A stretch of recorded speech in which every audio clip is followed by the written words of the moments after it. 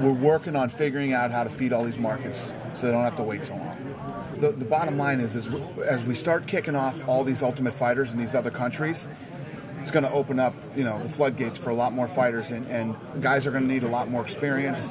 So we're working on it. We've talked about doing 2 shows at the same time. We've talked about doing a lot of stuff. But one of the things you guys got to understand, the hardest part is the infrastructure. It's creating all this new talent, and it's not just fighters. It's commentators. It's, you know, buffer's position. It's cameramen. It's all the things that go along with putting on. We're all available. The event that we put on. It's a lot of work. Yeah, King Mo. Here's the thing with that. What I don't know. Some of you who are standing here right now might be those guys, might not be those guys, but some of the dummies in the press started talking about me cutting him as if this was something between me and him.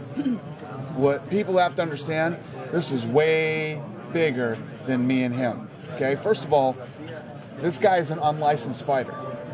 He's not licensed. He just got busted for using something, you know.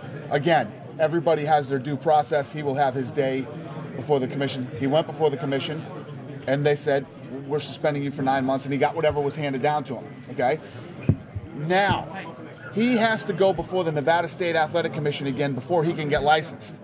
And for those of you that are from other countries and don't understand how this works, there's a thing called the ABC, the Association of Boxing Commissioners in the United States. Those are the commissioners from all over the country and all the different states, okay? They work as a unit. They work together, right? And basically what he did was, he went into, it's like going into a courtroom. Okay, I'm going into court, and before the judge hands down his sentence to me, I say, hey, judge, before you sentence me, I'd just like to let you know that I think you're a dick. All right, go ahead. What do you want to do to me now? That's literally what he did. Before he gets licensed again, he has to go before the Nevada State Athletic Commission. And that is not going to be a fun day for him, I would have to imagine. Everybody makes mistakes. I say this all the time, and it's all in how you handle yourself after you make those mistakes. I'm not Mr. Perfect. I've made a lot of mistakes myself, and I will make more. We've been around for a long time. I've heard this. The questions you just asked me, I've heard a million times about a million different leagues.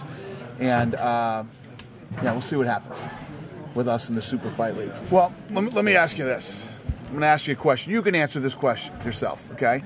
The UFC is absolutely 100% coming to India. It is happening. We're on television there now, and we will be looking for fighters to do the Ultimate Fighter in India.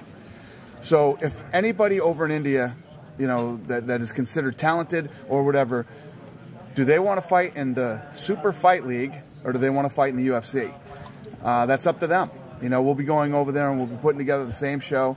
Obviously, the show that these guys would be doing is a rip-off and a copy of what we do. So we'll see what happens. We'll see how this whole thing plays out. But I'm pretty confident that we're going to do all right over in India. One of the things that I really love is when we go into a new market and we break records. I love that. We broke the arena record tonight. The crowd was awesome. I think that every fighter who fought on this card here tonight delivered. You know, so for the people who live here in Sweden and came to a UFC event for their first time, these fighters delivered, and everybody left with a good taste in their mouth and what happened here tonight. First of all the guys that come into the UFC, now we changed the policy. You sign a deal with us, you get tested. You go into the Ultimate Fighter, you get tested. We test. We don't even have to fucking test. That's not what we do. That's what the Athletic Commission does. We test, right? Then the Athletic Commission now is doing random tests before, leading up to the fight, after the fight. They're being tested like crazy. The fucking testing in this sport is insane. It is literally the gold standard in all of sports. So now for people to say, UFC should random, do you have any fucking idea how much shit I do in a week? You know what I mean? And how many guys we're trying to fucking keep rein up in this and that and that? You're grown men. You're fucking adults. You're professional athletes. How many fucking times do you have to be told not to do this? To the point to where you just completely blow your entire fucking career? So it gets to the point where when people start saying, this is starting to affect the credibility, it does not affect the credibility of the UFC. We are 100% more on top of drug testing than any other fucking sport on earth other than the Olympics.